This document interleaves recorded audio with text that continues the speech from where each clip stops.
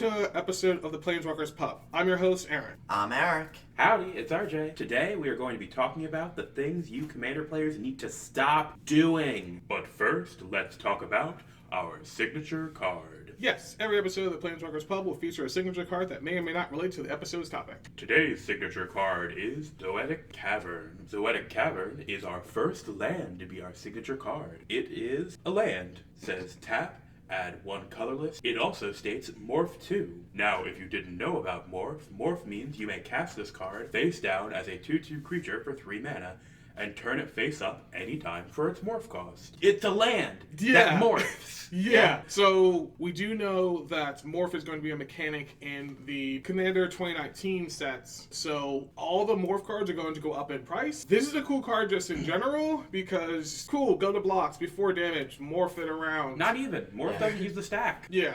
Yeah. Turn into a land. Turn into a land. Although I have no doubt this will be reprinted in the Morph deck because as it is now, it's a 10-cent common. Exactly. Which is really, really cool. It actually is a part of a cycle, which there is the land version, there's an artifact version, and there is an enchantment version, all of which are on screen right now. They're really, really cool things just to have. Most of the time when morphs show up, you think, okay, they're creatures or whatever, I'll just deal with it later. But this also can avoid a board wipe. Like, you've got a bunch of morphs in that sense. Morph They're into the land, and it avoids the destruction. Exactly. Not a creature anymore. Which is great. Which is totally great. So today's topic is talking about a few things that Commander players do that we all just need to stop doing. The first thing we have on our list is keeping a bad hand. Don't chase the one land Soul Ring hand. It never ends well, and you end up playing a non-game. On screen right now, whilst we're actually talking about the bad hands, there's going to be a few sample hands, and the question is, would you keep this? There's an old saying, or not an old saying, but I remember someone said somewhere that, of course, a hand with no lands is going to look great because it's all gas. You're just like, you want to play your deck. You want to be able to just do what the thing wants to do. So having all the cards in hand, you're like, oh, cool, that's my card, that's my combo piece, that's part of my other combo piece. They're both my open hand, which is great. But if you can't cast anything, you're not playing Magic, my dude.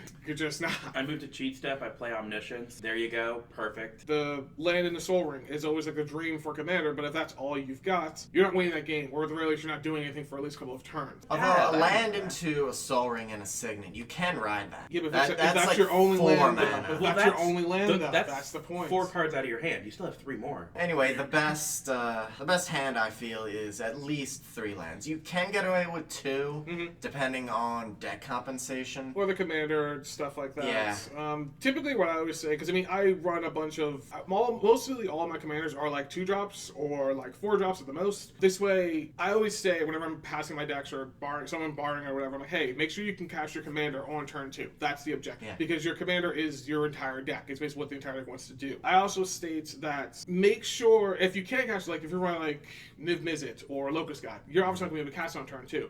So in that case, make sure you have enough lands in your hand that if you don't draw a land for 3 turns, you can cast mostly everything in your hand. Another thing as well, don't keep, if you're running like Orzhov and you've got all black cards, but you're keeping 3 white planes, throw that back. You're like, okay, well I keep the 3 land hand, that's fine, but you physically can't cast anything from your hand, so throw it back. Don't keep a hand with Emrakul in it and your opening hand. You're not going to be able to cast it anytime soon. You're just not. Keep a hand with Emrakul in your command zone. That's what you gotta do. But yeah, so that's opening hands. Don't keep a crappy one. Also, too, most of us have been playing Magic for long enough, or even those that just started playing Magic, you have that feeling in the back of your head that random little voice is just like, you shouldn't keep this. Probably to him. Should listen to it. Yeah. The jokes write themselves, folks. The jokes do write themselves. So I totally wasn't looking at my phone when our next topic is not paying attention. Yep. Aaron, you talk now. Now, here's the thing. I put not paying attention on here partially for RJ. Yeah. Because out of everyone we play with, he's the one that just kind of focuses on other things, or he's just like, what am I going to eat? Or, this game is really interesting. Well, I don't like sit on my phone. I don't do stuff like that. But you don't focus on the game. I can't focus at all. We didn't really put this into Raz on RJ. I didn't put this specifically to Raz and RJ, but it's one of those things that not paying attention is probably one of the worst things that a commander player could be doing, because it's usually 3 turns until it's back to your turn. Yeah. A lot can happen in a single rotation of the actual game itself. You can lose the game. Yeah. Even, yeah. Just because I hate when someone board wipes and there's one player who just doesn't notice about the board wipe. Then the other 3 players have to pick up their cards. Yeah, they pick up the card to move them, and then there's one person's just oh wait, what happened? Oh, I had a thing for that. A thing. It's well, too late, buddy. Hey, you missed all your triggers. Yeah, not paying attention is a huge annoyance. I mean, you don't have to be zero focus. Yeah. Nose pressed to the table, just staring intently. Yeah, knowing every single trigger, every single thing, every single you don't have to do that, but it's one of those things that just even lightly paying attention or just kind of glancing around. My main thing when I say pay attention is when it gets back to your turn, you should know what I'm doing next. To bash myself, you should know it's your turn. Yeah. Yeah. Because that happens to me all the time, where I'm just oh, it's my turn? Shoot, my bad. No, it's understandable if someone's just they say pass, you didn't hear them, then you're okay, cool, it's my turn. But if it's going around a few times, at that point you should have focused at some point saying, okay, it's my turn. You don't know what your top card's going to be next, which might change your strategy. But the cards in your hand currently, you should know what's coming next. Yeah. This way, you're not just sitting there for 20 minutes thinking about what you should do when you could have done that while everyone else was taking their turn. My pet peeve is making responses after you lose priority. If I end my turn, or if I end my turn and then it goes to someone else's turn and I do something on the beginning of their turn, they can't, in response to that, say, oh, on your end step, I do this. The turn's already passed. You've lost priority. So the way that priority, and there's going to be either a mini-series or just a episode about whole priority and everything in that sense. The way the priority technically works is, let's say that he casts a land or elves. At that point, he then looks around to the next person. Eric, does it resolve? He's not playing blue, so yes. RJ does it resolve. Katie does it resolve. At that point, the land where elves lands. You don't hear about that too much because it ruins the game. It's a bit annoying when you have to go, okay, going to you. Okay, now going to you. Mm-hmm. Normally, you just let it go naturally because it doesn't come up that often. These games are already going an hour and a half long. Don't get me wrong. I like playing me some Magic. I like playing a 3-hour long game. That's fine. But going around like that will just make the game twice as long, 3 times as long. Typically, what we'll do is we'll drop something down that's either scary or that we want to see if it resolves or not. We'll just go directly to the blue player. Hey, does this resolve? Because green doesn't have any counter magic. Mono white isn't going to do anything. It's not going to counter a big creature. Yeah, they're not going to do anything. It might destroy it, but it won't counter it. Yeah, so you go straight to the blue player. Hey, does this resolve? When it comes to saying at your end step, I need everyone to understand what that specifically means. So by moving from your main phase 2 to your end step. Actually, it's any time a phase shifts, priority goes around the table. Yes. So by moving from main phase 2 to your end step, when someone says, okay, at your end step, I'm going to spin the top. Technically, what's going on is you're trying to move to your end step. When they spin the top, it is still technically your main phase 2. If they do something they're okay, well, I'm just going to path that creature or whatever. What that basically means is after the path resolves, you can still replace things or redo things because it's still technically your main phase 2.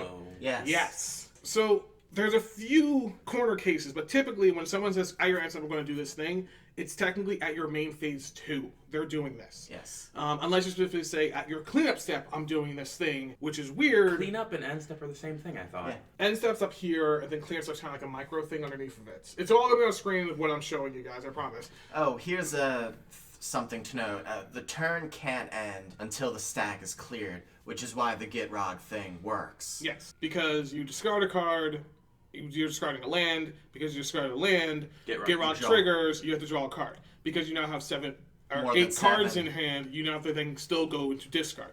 That's kind of how that weird loop and chain works. It works because reasons and because Magic is still complicated. Abusing the ruling system. Yeah, it's one of those, it's up on screen right now, where if a creature has menace, but then also states that it can't be blocked by more than one creature, that is, by law, in the rules, unblockable. So mess around with priority, understanding how the end of, when someone says, at your end of your turn, I'm going to do this, it is still technically your main phase 2. So you can still technically play things and do other things. Eventually, we're going to make an episode about that whole priority and the stack and all of that, I promise. The next thing that Commander players need to stop doing is stop rolling a die to decide if you want to attack someone. Oh Stop god, I rolling hate this one so much. Unless you're required to roll a die, don't roll a die. Basically. So here's Yeah. the thing. A lot of people will say, okay, well, I don't want to attack anyone, or I want to attack with this creature because it has haste, or because it does something cool, but I don't want to make anyone angry, so I'm going to roll a die. Rolling a die doesn't change the fact that you hit me for 12 damage. I Yes. don't care. Now here's the thing. This is up to each individual person, and we can kind of go around and decipher this. But if someone's like, hey, can I hit you for 2 damage? This way I can draw a card. I'm usually fine with it, depending on what my life is, because I'm usually like, okay, I don't really care. Draw your You're stupid card. 3 life. Can I hit you for 2 to draw a card, Aaron? At that point, no. If I'm What? basically with me is if I'm under 15 life, I'm not taking any damage for any reason. If I'm above 15 or like around like 30ish, sure, I'll take that 2 Obviously, damage. I've never played my Lordwing Grace deck. Excuse me while I play this fetch land. I'm at 15 life. Let me play it 5 more times. That'll be fine, probably. And bring out all shocks. Yeah, let me shock myself for 2 more of them. But rolling a die is supposed to relieve the stress of actually attacking as well as the responsibility. Hold people accountable to them still attacking you. Even if Yeah. they're like, well, the die chose. You're the one that decided to roll the die. Mhm. And You more could've just not importantly, attacked. exactly. And more importantly, even if the die chooses, you're the one that chose to still attack me. Yeah. Like, the die didn't say attack someone. We're not playing plane chase where it's like, hey, roll a die that attack that person. In any case, just nut up and attack someone. Yeah. And if someone complains, be like, why'd you attack me? It's like, well, someone's got to get attacked. Might as well be you. Backseat dueling. Aaron.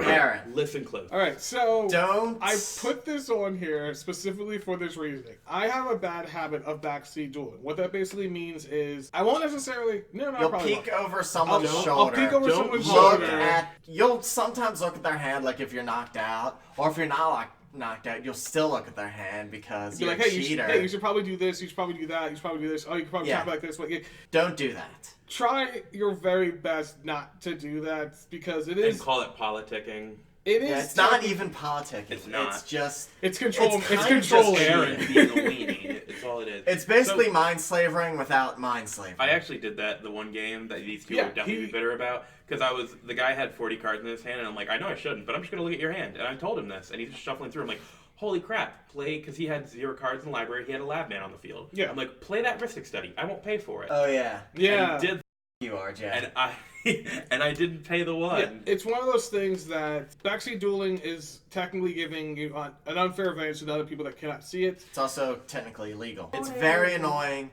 No one likes it. Don't do it. Stop doing it.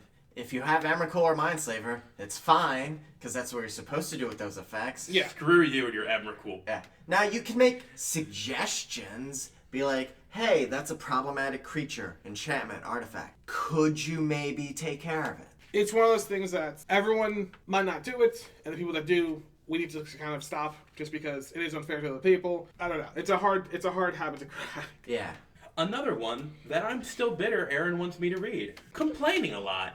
Trying to say something, Aaron? Yeah. Yes. Aaron. And this actually wasn't for RJ, ironically. I It was know. actually for other Eric, because when I attacked him just randomly, he just was like, well, why are you attacking me? And kind of give excuses and stuff. Oh, yeah. Which is fine. Like, if you're listening, I'm not bitter. I'm just putting you on this list because I can. Yeah. He's just bitter that I helped you that Kind of last goes game. back to Oh, what I'm bitter I- about that. Kind of but- goes back to what I said about the die roll. Yeah.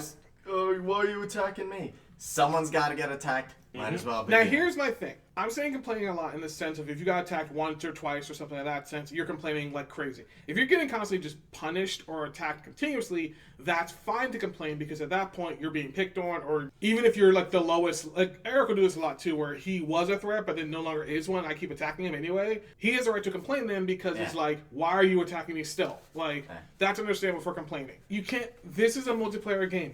People can do what they want. Yeah. Don't complain if someone just swings at you with, like, you know, that Emrakul.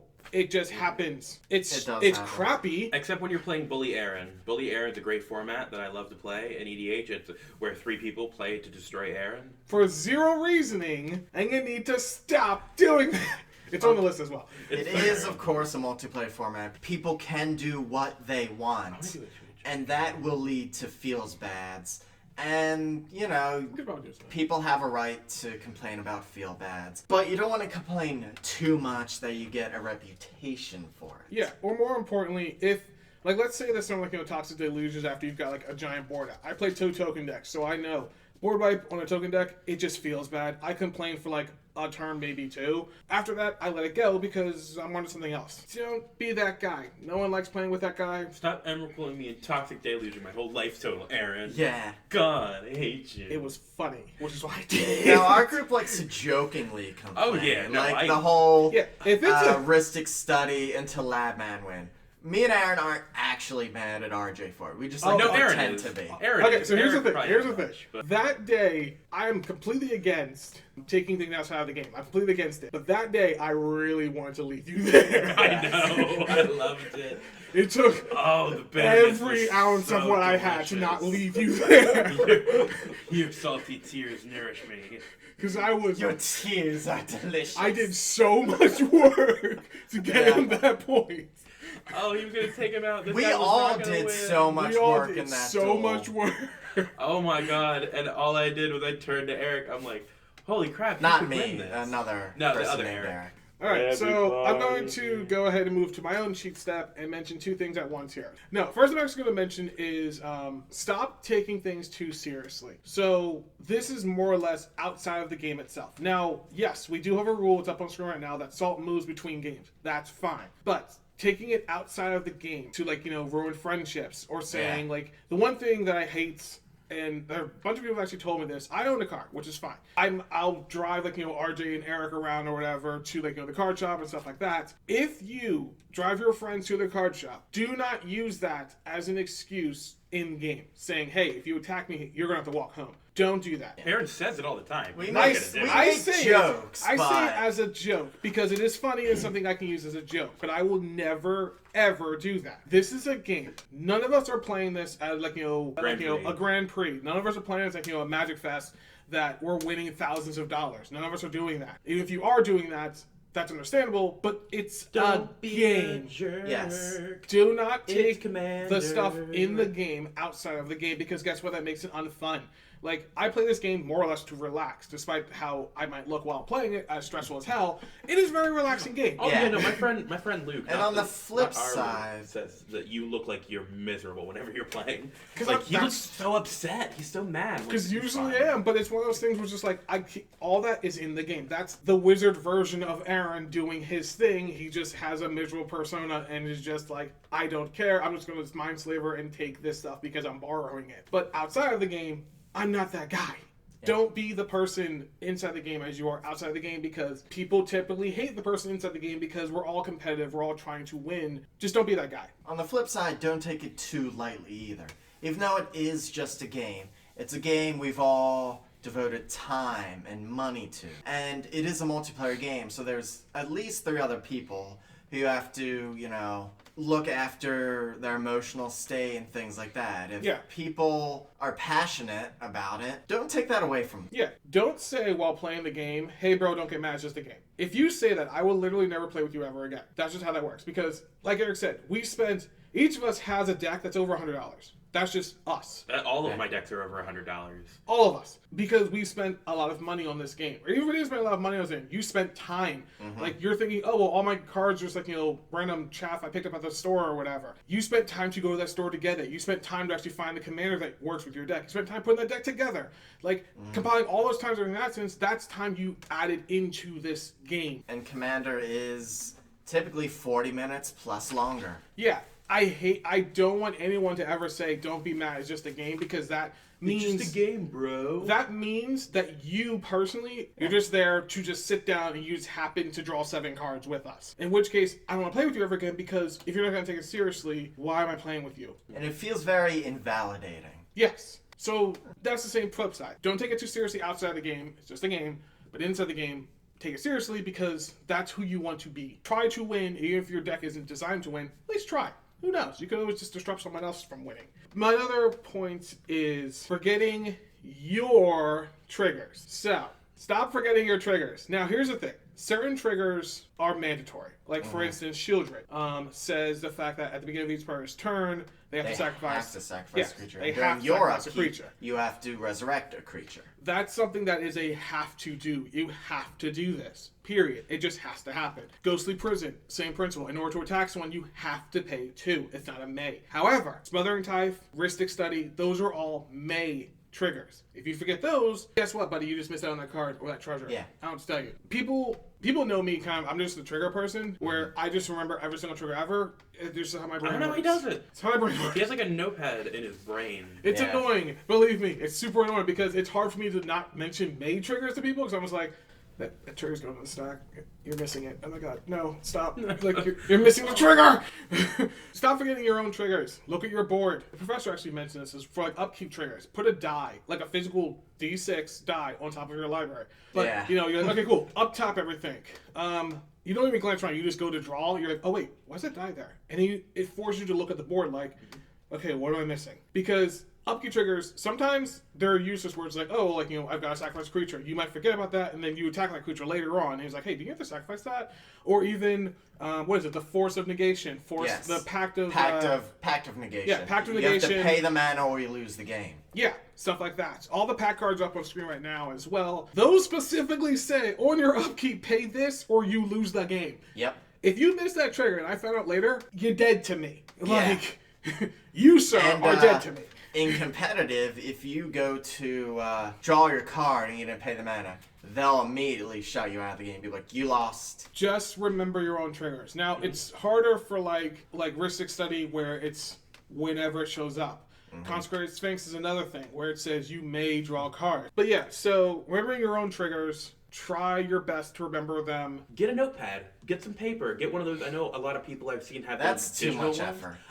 See, you say that, but if you're really serious about trying to remember your triggers, Yeah. keeping a little notepad on you is not that big a Or deal. even still, like, I have blank blue sleeves. I put them on top of things to represent, like, tokens or something in that sense. Get something like that. Just get a bunch of lands. Put your lands on top of, like, you know, the Rhystic Study.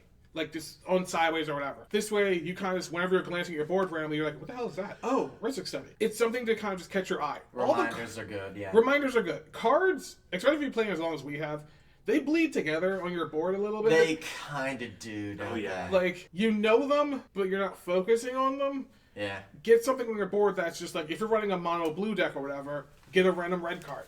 Just to sit there. And you're just like, what is that? Like, because it's something different, a different color on your board. More importantly, especially when it comes to Rhystic Study and Smothering Tithe, stuff like that, if they miss it, don't let them retake it. Yeah, Consecrated Sphinx is an optional trigger, so there's no risk of you decking yourself out. Yes. It's also one of those things that, like, you know, if you go to draw your card, and then you go into your main phase, and you play something, someone cannot then say, oh, right, I forgot to draw from this Consecrated Sphinx. I'm going to draw it now. Tell them no. Because it's their responsibility to remember their own trigger. Here's another thing, too, about triggers. Especially with Rhystic Study. Because we'll always say, oh, yeah, I'll pay the one. To remind the person that played it. Officially, we as the opponents shouldn't say anything. They have to ask us, do you pay the one? Which is why I always do whenever I'm playing Rhystic Study. And even though it's annoying, you should still do it. It's one of those things, the fact that it's their responsibility to remind you. And that's the thing. That's the reason why Rhystic Study and Smothering Tithe and all those other things, they kind of go under the radar. Mr. Gamora, they kind of go under the radar. Out because I think I'm wrong about that. Which I probably will.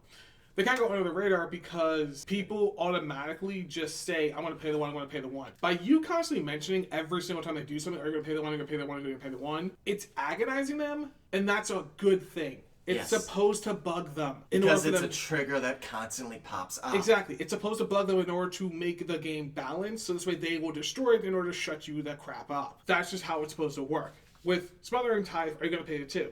Are you going to pay the 2? Are you going to pay the 2? Hey, it's your bunch of cards. Are you going to pay the 2?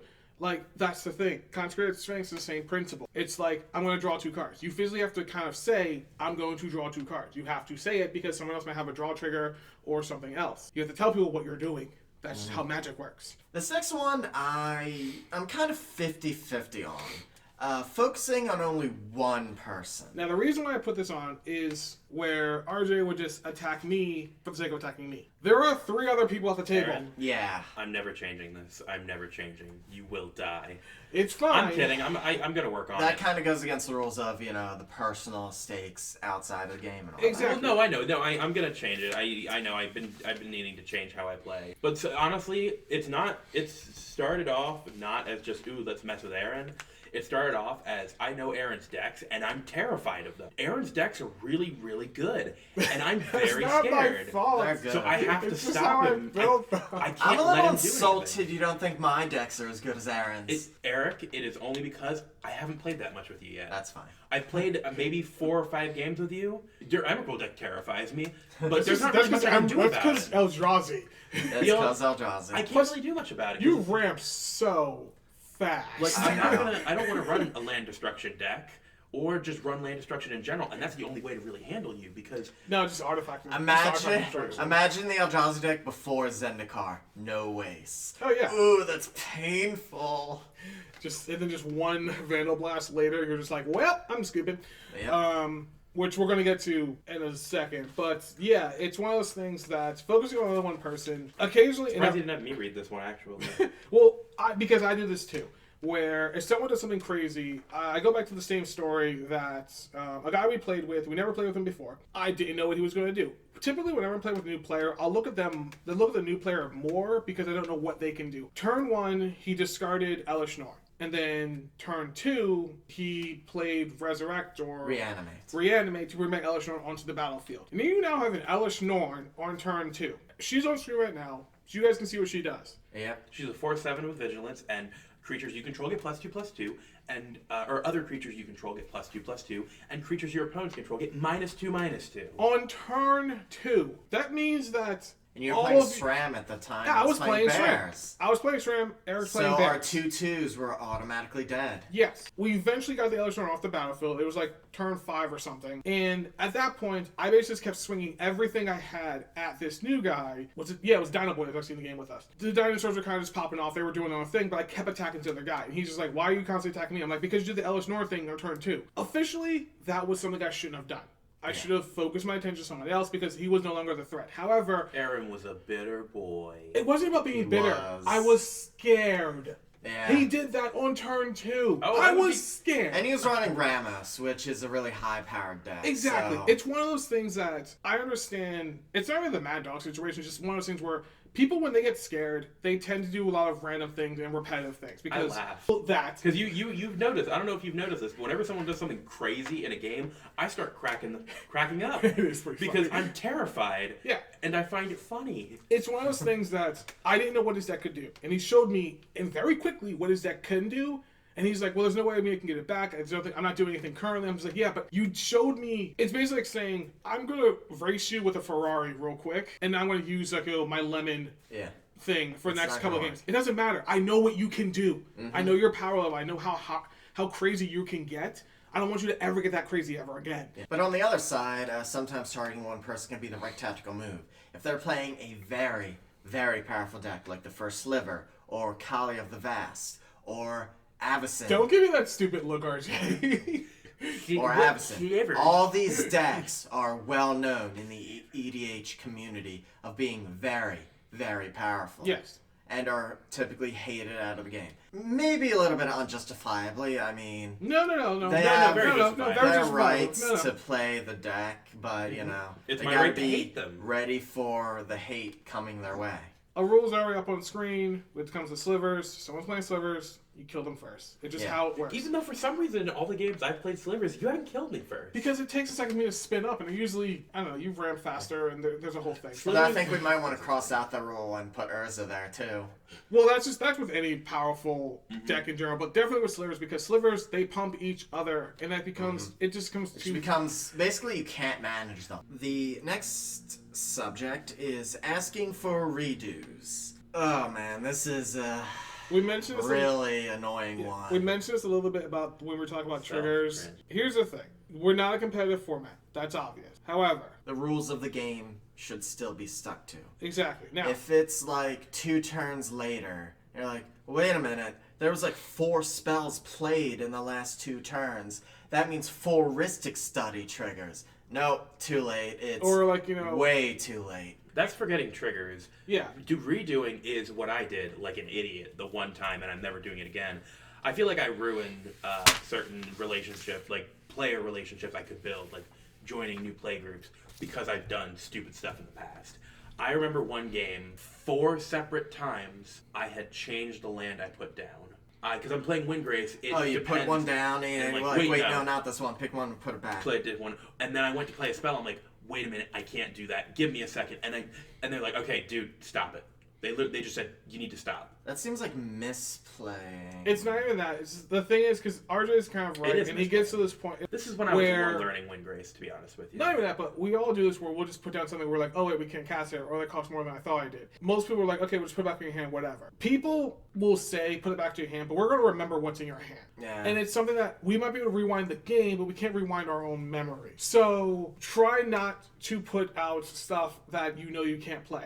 Or more importantly, tapping your lands incorrectly. Yeah. Some people will say, hey, just redo it, I don't care. You're like, oh, I meant to tap it like this. Officially, when you tap your lands for mana, it's tapped. It's tapped for mana. Yeah. Officially, you can't untap it. Now, we all do this. Yeah, I've done it a few times. Eric's done this, I've seen him. RJ's done it a few times. I've done it several times. Where I'm just like, oh crap, like, I didn't mean to Typically it's in blue, you gotta keep the blue open. Yeah. You're like, wait, I have counter spells. Or not even that, but you're like, now most of us don't care. Because we're like, hey, we've all done it, who cares? Oh, yeah. Officially, we should call people on this because you need to slow your roll a little bit when it comes to playing Magic. Oh, see, that's a double-edged sword right there. It's a double-edged sword because, like I said, and the reason why I can say it is because I'm the one that probably does, out of all those, I'm the one that does it probably the most. There's so much things going on, and I'm always thinking, and it's a pain. Tap my mana, plus I always have Chromatic Lancer usually anyway. Yeah. Like, here's the thing, if you got Chromatic Lancer on the field, Eric's against this, but if you got Chromatic Lancer on the field, my opinion is this. I don't care if you tap your mana at that point. All your mana taps are whatever color. You can untap whatever you want. They're untap whatever color. My problem with Chromatic Lantern is putting it back down with your lands. But it taps for any color. Who cares? I guess. Well, if I need to target it with artifact removal and I don't see where it's hanging out with all your artifacts, that can mess people up. There was a problem with competitive Magic and Dryad Arbor because of that. Because people would have Dryad Arbor back down with the lands, and they'd swing in at them. And they'd be like, wait, I have Dryad Arbor, I'll block. Well, Dryad Arbor's understandable. That's understandable. That's because they also printed it and made it look exactly like a basic land. Exactly. Yes. They screw up on that portion. But if you have artifact destruction, and Chromatic Lantern is a great target for that, and it's hanging out down the lands, and it's like, oh, there's no juicy targets for my Naturalize.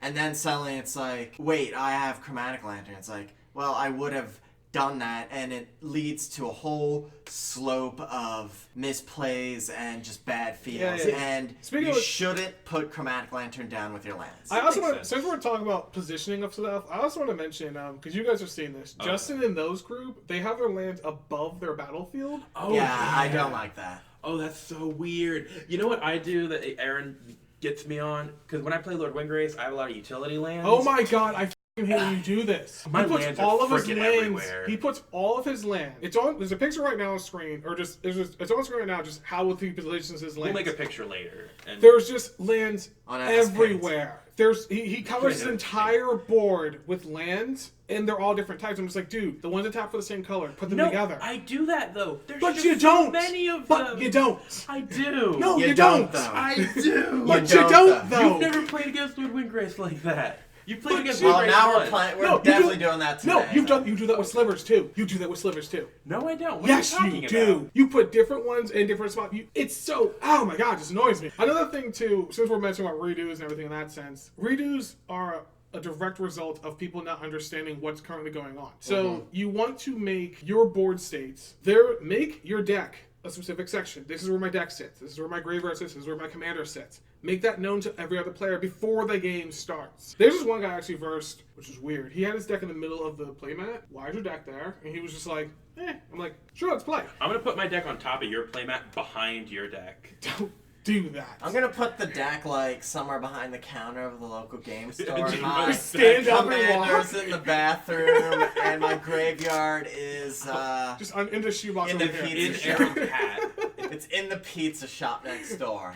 Inside your own individual play space, you have to put your deck, your graveyard, and note where all those things are. Too many times I've actually seen people just put a pile there, put a pile there, and they're like, okay, which one's your graveyard? Well, that one's your graveyard. Okay, what's that? That's my exile pile. Where's your hand? Like, they just do that. You need to identify where your stuff is, keep it where your stuff is. Where's my hand? Not to mention all the Behind your stuff ear. is public knowledge. Exactly. So if you obscure it, that's cheating. Now, here's the thing. I do this thing with Exile when I put my cards face down underneath my graveyard. Officially, I'm not supposed to do that. Officially, it's supposed to be public knowledge. It's supposed to be face up. My theory is this. No one has anything to get back from Exile. No one ever does. No one plays those cards. Another thing that really grinds my gears, not really, because again, I do this all the time, and Aaron just put it there to make me bitter. Paying the 1 for Ristic Study, or paying the 2 for Smothering Tithe, or paying the 4 for Mystic Remora. Or more importantly, Commander players need to stop not paying the 1, not paying the 2. Yes. Because we're excited specifically, they draw a card. Card advantage is everything in this game because it just is. Smothering Tithe, paying 2, that is pretty steep, don't get me wrong. Yeah. And they get a treasure, which means they get more mana. That's a lot. I won a game because I had Smothering Tithe and Revel Riches. People just stop paying because won more than one game with Revel and Riches? Yeah, no, it's really good. Wait, what? Yeah. Revel Riches is one of those cards that people don't look at. Playing in the game he won. No. That's one of them. This is another game he's talking Yeah, about. yeah, yeah. Oh, wow. Yeah. 2 separate games. Because there's the thing. Because the last one was Tithe because I wiped the board and Yeah. I didn't realize he had a Revel in Riches. Yeah. Smothering Tithe is white, Revel Riches is black, or is off. It's hilarious. Anyway, Revel and Riches states that if you control 10 or more treasures at the beginning of your upkeep, you win the game. Just straight up, you win. Smothering Tithe gives you treasures, which is amazing. People don't usually pay the 2 because like, okay, whatever, you get 1 mana, who cares? You put a combo like Revel and Riches, you just win. You just win. You just win. Plus, giving people mana, you might not seem like a big deal, but if RJ does it, if Eric does it, if Katie does it, I don't have 3 free mana. I didn't have to do anything with. You don't want to do that. You I literally used Smothering Tithe to cast Dragon on turn 3. You remember that? Yeah, it was great. It's totally great. It was.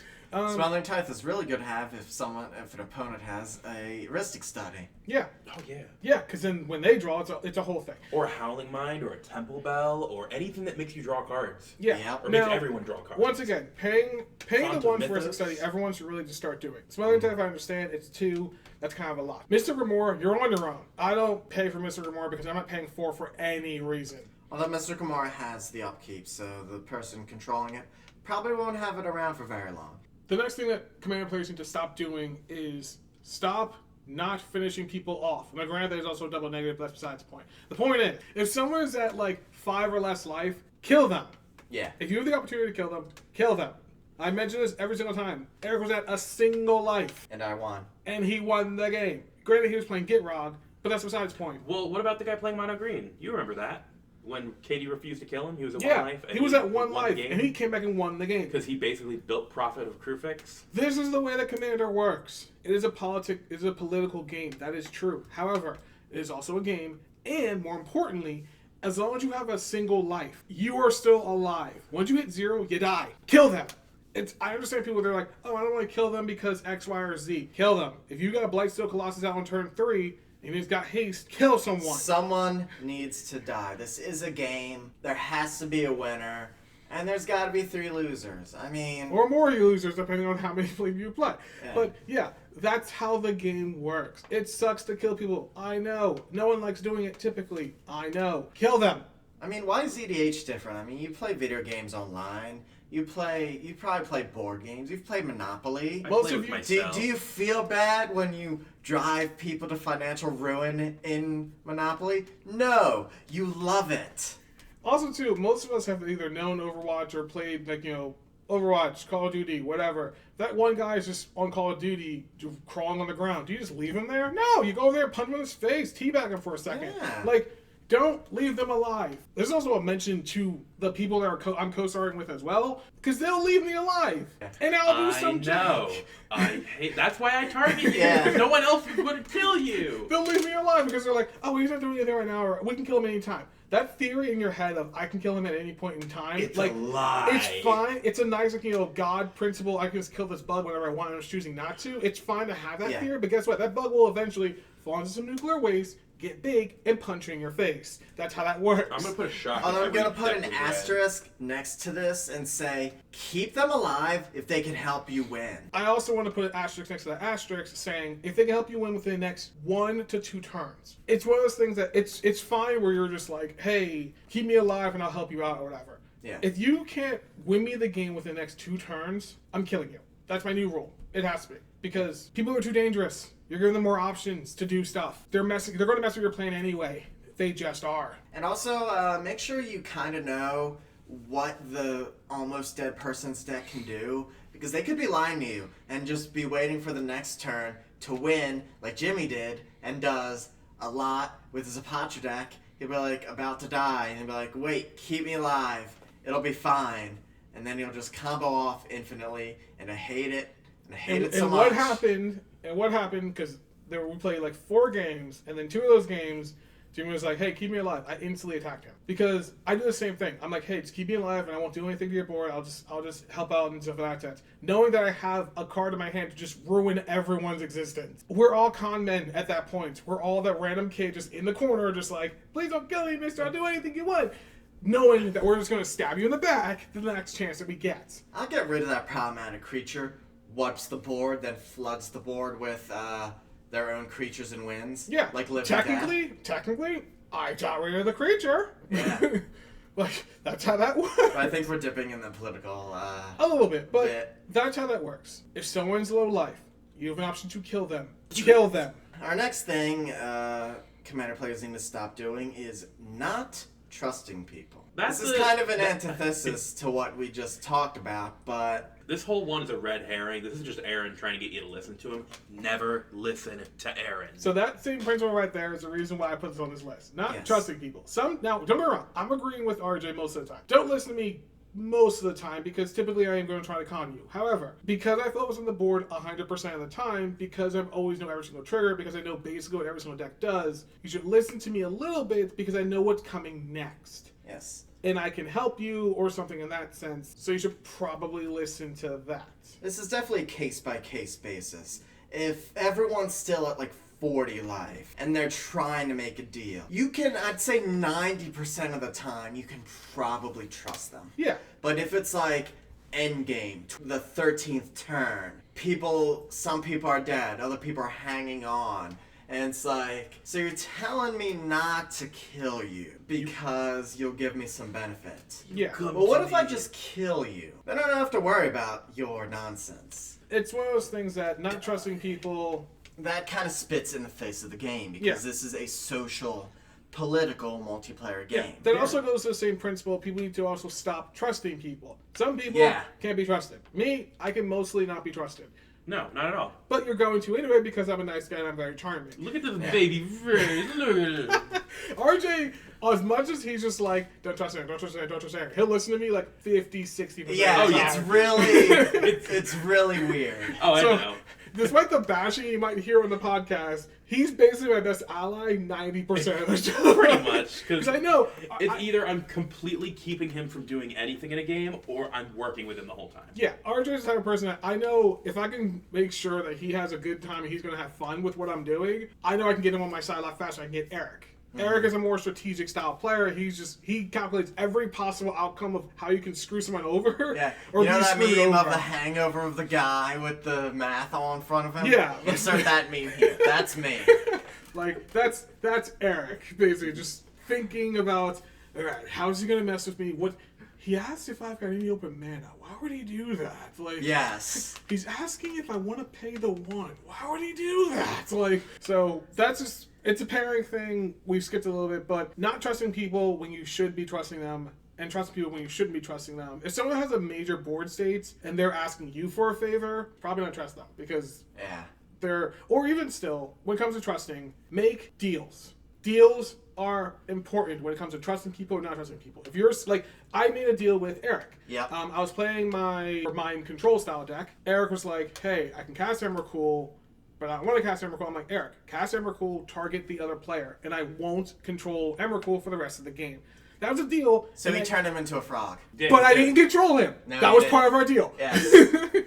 Making deals is like dealing with the literal devil. Yes. Or lawyers. Same thing, really. Basically. You got to outline the terms and conditions of your deal because the player will find a way out of it. Exactly. And it's one of those things that, now, no deal ever is airtight. Every single deal has a loophole. You just have to look hard to find it. Yes. He knows my deck is basically around stealing people's things. So I promised I would never steal his Emrakul. And I kept up to that word. Even when I turned it into a frog. But even when I turned into a frog, it was still technically Emrakul in my head, so I didn't even steal it at that point. And I wasn't actually mad at him because I realized, again... It wasn't part of our deal. Yeah. But yeah, so trusting people, making deals is definitely something that you need to do if you're going to either trust or not trust someone. Make a deal. If someone's just like, I can't trust you, make a deal. But also, too, don't get those deals where it's like, you don't touch anything on my side of the field, and I get to blow up that, and that. Like, don't be that guy. Bad deal, yeah. But make a deal. Sometimes you can make a deal like that, like a crazy, you leave me alone, and I get to do this one thing. Another thing, too, when someone says, you leave me alone, you have to be specific about that, because when RJ says, you leave me alone, I classify that as me not targeting him, but his stuff is fair game. Yeah.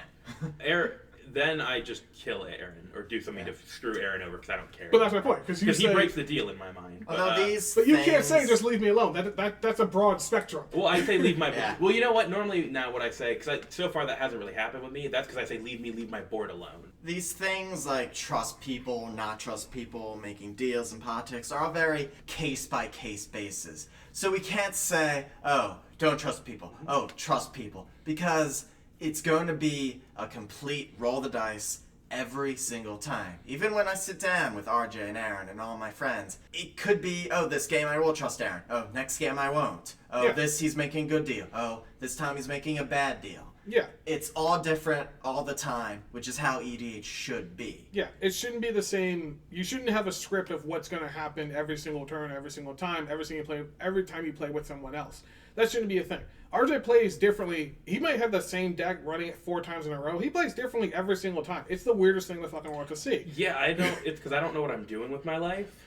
Yeah. I'm so Or indecisive. more with he doesn't know what he's doing with his deck. And every time he draws a new hand of 7, he's like, these are new. Like, different.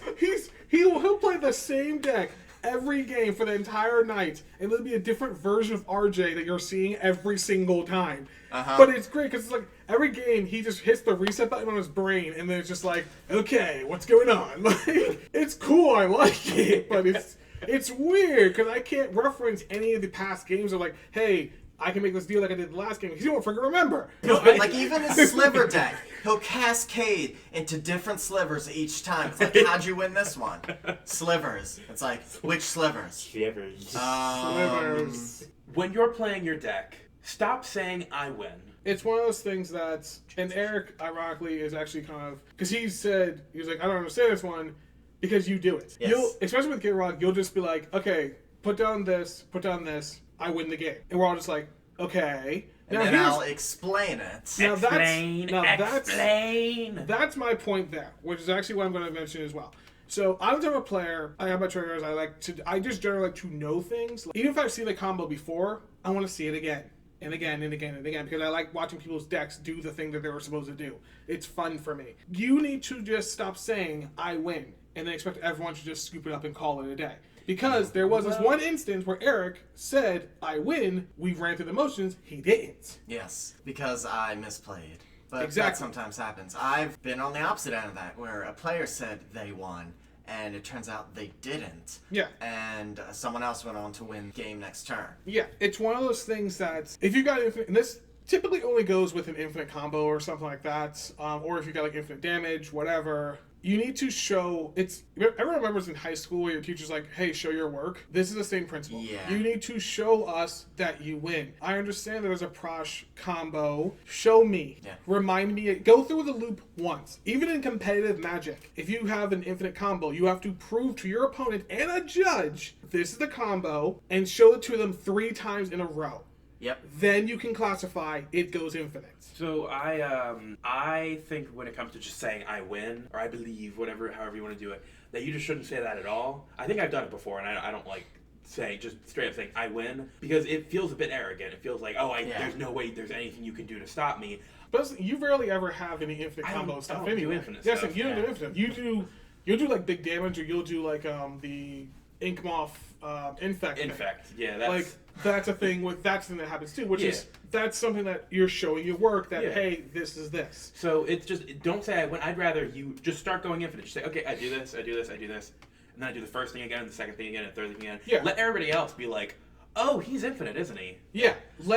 That's the thing. Funnily enough, back when Paradox Engine was still legal, I played against a guy who was playing Artifact Combo before Urza was printed, and It's back in the good old days. he did not win. He did like a 15-minute turn and did a whole bunch of Paradox Engine shenanigans, and like he's holding his entire deck in his hands like, I misplayed. He's like, what do you mean? He's like, you're not dead. He's like, how are we not dead? And they explained how we weren't dead, and we're like, oh, so I guess you just lose because you don't have a deck anymore? It's like, yeah. It's just one of those things that just saying I win and trusting that your opponent's going to understand that isn't good enough. Now, here's another thing. When you're explaining the combo, we are not 4 years old. Don't treat us like children. Actually go through the combo like a normal adult and saying, hey, this goes A goes into B, goes into C, goes into D, which then loops back around to A. Show us the combo, demonstrate it a few times or 4 or 5 times, whatever.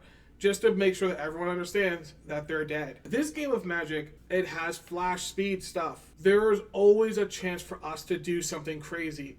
Eric, for instance, we were in a game together, and this other guy went to Kiki Jiki Infinite Combo. This is a perfect example. And the 2 cards are on the screen right now. And then he moved, I was like, okay. He was like, so you're all just dead. We're like, I'm just like, move to combat. He was like, okay, move to combat. Swing in with everything at everybody. I'm like, okay. I'm going to do copy Eric's Leyline of Anticipation. Leyline of Anticipation. I now have Flash. I'm going to Flash in Tots of Deluge. All your creatures are dead. So, by assuming, oh, we just win, he kind of expects us also to scoop it up and call it a day. Yeah. And I'm not doing that. Aaron never scoops. I hate him for it. I rarely ever scoop because I like to play this game He too took a half much. an hour to just continue playing a game, and I'm just Oh, sitting yeah, there you were there watching with it, that. and I just wanted him to stop and just end the game so we Although could start someone another has, one. if someone has the win, I'll give it to them. Yeah, if someone has the win blatantly, I'll give it to them. But don't expect me just to scoop it up because reasons. Eric, I was versing him with my Amanatu deck. He Ulamad and was annihilating 2ing every single turn. I did eventually, but at that point I had like a single land, so I was like, okay, now I officially can't do anything else. I'm the type of person that I will always try to fight as much as possible because I like playing this game way too freaking much. There's always an out. That's why I like playing this game versus Yu-Gi-Oh! Versus Pokemon versus something else. There's always a way out. There's always something you could possibly do. So don't just assume I win. Although someone says a familiar combo like Flash Hulk, Machias, Walking Ballista. Yeah. I know what that does. Most people who play competitive Magic know what that does. And I know what that they does. have to stop the Flash. And if they don't stop the Flash, the combo goes off. Which is another thing. I have a fun story about that as well. So, I was in the game with Justin and his friends. The guy actually did, he had Flash, he had Hulk inside his hand, but he couldn't cast it because Justin had the demon guy that whenever you cast a non-creature spell, you burn for 6. He's not a demon. You're talking about Rogue Thar? Yeah, he had that, and the other guy had Flash Hulk in his hand. And he was like, I can't cast this because I only got 5 life. I would literally die. So on the end of his turn, or technically his main phase, I'm going to just attempt to kill you real quick. Or it's going to my turn. I've got creatures on the board where I can just kill you. I'm going to Cyclonic Rift Overloaded, bouncing everything back. And he Flash Hulk, didn't he? Well, that's the thing. After everything got bounced back, he was like, Justin instantly was like, okay, well, we just lose. And I was like, show me. So the guy was like, okay. So he cast Flash, and then he cast Hulk, and he went to go look for things, but I had already milled basically half his library from other reasons. His combo piece was in his hand. One piece was in his hand, the other piece was in the graveyard. He couldn't get them back. So it's one of those things that, no, you don't just win. Always ask. That is amazing. Yes. Oh, whenever someone says, I win, tell them to show you. Yeah, no, don't Prove don't it. say I win. Just be like, okay, I'm just gonna do this, and then I'll let you guys Yes. realize. And also you too, lose. and for the people that want to go infinite, or they're like, well, I can't tell if I win unless I actually do it. If you start doing your combo and it doesn't work, you cannot say, I'm just going to redo this whole thing. No. Gotta do it. If you start doing it, play it the entire way out. If you mill yourself, sorry. If it doesn't go fully infinite like you want it to, sorry. That's just how that works. Oh, another thing, as an addendum to this, Commander players need to stop believing people when they say I win. Oh, that's I've piloted my Gitrog deck against people that didn't know the combo, and I'd Like say me. I win, and they would believe me and scoop it up and go to next game without me having to explain it. And also, too, like, I understand. Which is weird to me. I understand people that are just like, oh, like, you know, whatever. If he wins, let's go to the next game. Who cares? People Like- don't like thinking, apparently. Well, no, I think people don't like losing, which sounds weird. Why would they immediately then give up? It's because they can get more wins in if they play more games. Exactly. No, Statistically. we're not in a league. We're not keeping notes of who won how many games. We do that at the end of the night because we're like, okay, well, I won this many, I might not win. Yeah. But after the next day, we don't remember. We just remember No. the cool things that happened. That's I'll what make we a remember. commentary and be like, hey, we both walked away with 2 wins tonight. That's Yeah. pretty good. On that one night where I helped other Eric win. Yeah. I knew You even asked. even at the end of the night. The 5th game, we started with a new game. You're just like, man, I'm not entirely sure if I'm winning or not tonight. And Eric's just like, you won 2 games tonight. You're like, I won with 2 games. What? I'm like, I didn't even know what deck I was playing when I won. Yeah. That's Commander. We don't keep track of notes. We don't keep track of Yeah. who won or who lost. We just care about the cool things that happened. That's why I remember the Flash Hulk story and the other story. Do I remember who won? No! That's not important. But cool stuff happened. But cool stuff happens. If you're the one that just don't say I win, don't just say I win. Go through the combo. If it's gonna go infinite, prove it to me 3 times over, and then I'll accept it. Otherwise, no. Even if it's a long, I've gotta go search. Like Eric's combo with Gitrock, he's gotta search his deck a few times to make sure to do it. Show me 3 times. Prove to me that Ulamog isn't going to go into your hand. That's my thing with him, because Ulamog is his cook in the show in order to get his dial But out. I can just discard Ulamog and get the trigger manually. Then do it. Prove it to me. Yeah. It's one of those, and that's another thing. If you're the guy that's versing someone that says, I win, make them prove it. Yeah. Even if you've seen it a million times, what's a million one more? Who cares? Because you never know, that Flash Hulk may not have the combo piece. Yeah. That's the thing is, I've heard of Flash Hulk. I know what Flash Hulk is. I've never played against a Flash Hulk. I want to see it happen. I want it with my own 2 eyes. Yeah. Well, Commander players need to stop doing is scooping at instant speed. All right. So This is the biggest. This is the feels biggest. bad. This is the biggest one, and the reason why I put this one on as last on the list because I knew that we're going to have a lot of conversations about this. Yep. So I recently built a theft theft-based deck, which basically requires. In Bant. That's the group hug colors. And you're And stealing yes, my It's also stuff. group steal colors because I think that's literally all the effects that steal, Most of other the than some red cards. There's, Yeah. Because Grixis you can steal stuff. now here's Bring the backs thing. or Pirates. I recently built that deck, and it basically has like just mind control and like Kefnit's last word and Bolus's Control clutches. magic. Control magic. It has a bunch of stealing style things piloted by I don't remember her name, but she's on screen right now. She's a god. I love her to death. Band stealer. The Bat Stealer, the Bat Thief, which is great because she's got to so like sign your contract away. I recently built this, and people don't like getting their stuff stolen, which is understandable because I bought this card, I sleeved it, I put it in my deck, I drew it, I played it, and you're just stealing it for free.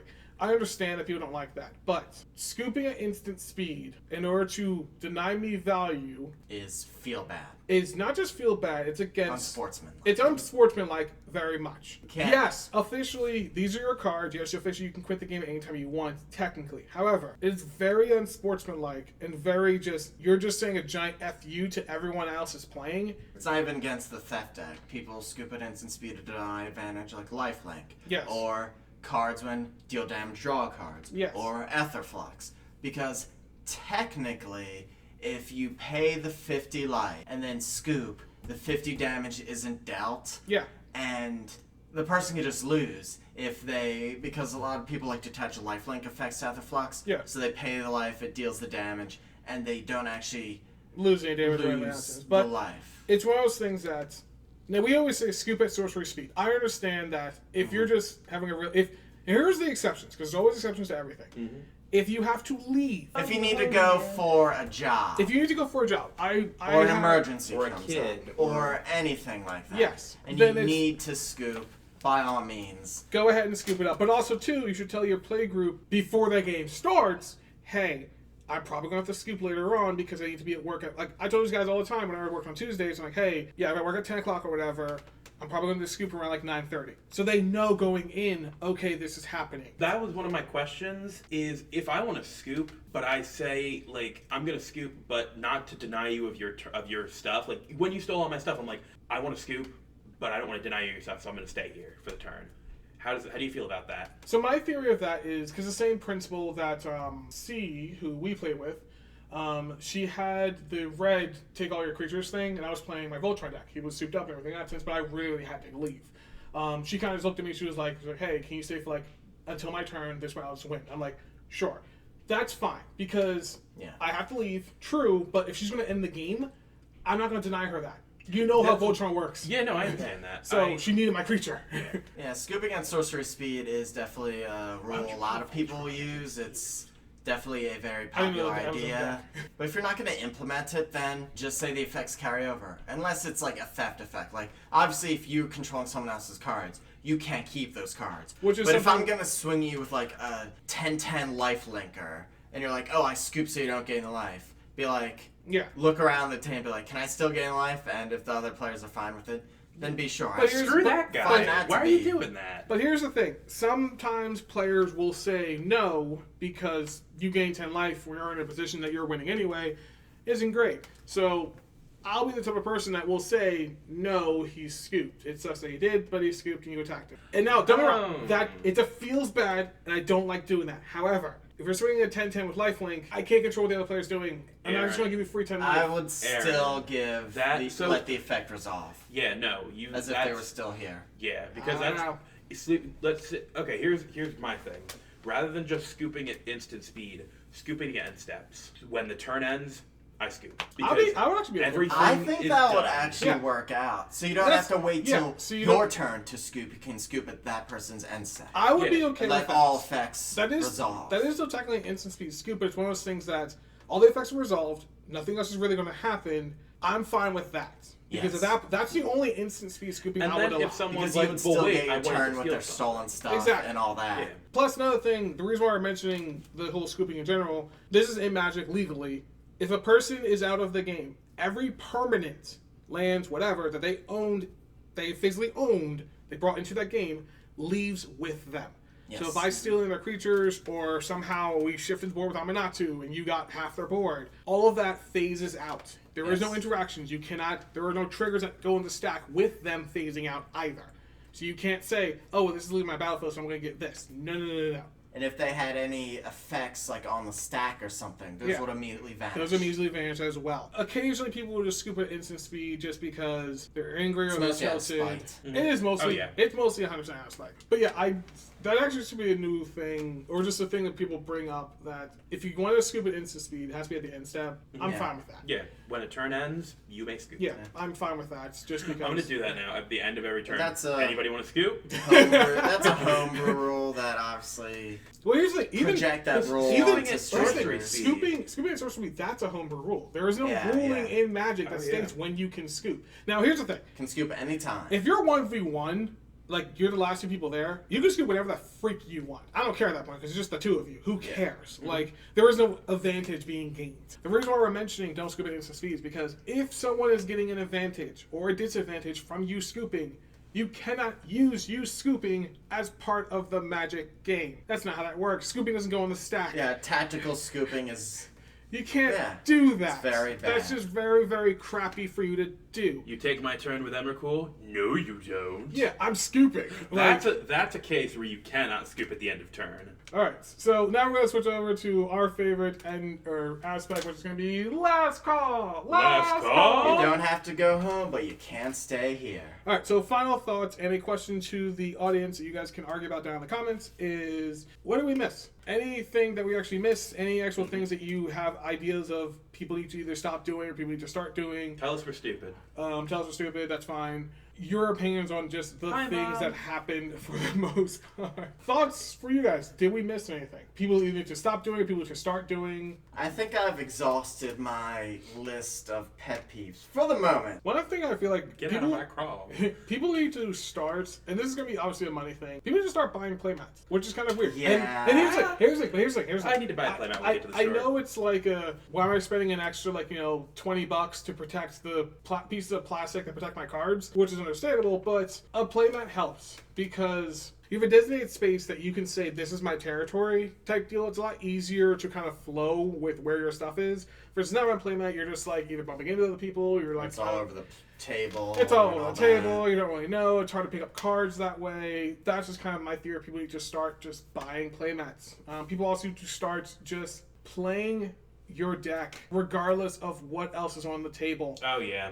I don't remember what game we were playing, but somebody was just like switching around their deck 4 or 5 times. It's like, oh, I don't know because you've got this and he's got that and I might play this or I might play that. Pick a deck, play it. You built this deck, you put this deck, you sleeved it, you did everything you had on it. You shouldn't just not play because people are just like, I don't want to play that. No, don't play it multiple times in a row, especially if you have multiple decks. Oh, I played Slivers once that You need night. to be ready for the hate. True, you need to be ready for the hate, A, but more importantly, choose a deck, play it. Now it's time to switch over to the clamp stuff where I say thank you so much for actually listening and watching this actual episode. Oh, thank you, my little goblins. We're doing so well. We've got a lot of new subscribers recently, which is amazing. Hi, Mom! Thanks, guys. And we think of My little Goyim. we appreciate of the, we're totally sponsored by Ristic Study, I guess. Sponsored by Do you pay the one? You know, do you pay the one subscriber every day? You know, We do get like 1 subscriber every episode, don't we? well, I guess we're Pay going to the- like another like 100 episodes. You Then. gotta All pay right. the, It'll be fine. either you give Everything us is a fine. like or we draw another card. Yeah. That's how that works. You know? Give us a like, we draw another card, give us a Either comment. live long enough to pay for Ristic Study, or you die playing it. That's how that works. All right, guys. Thank you so much. We'll see you in the next episode. See ya.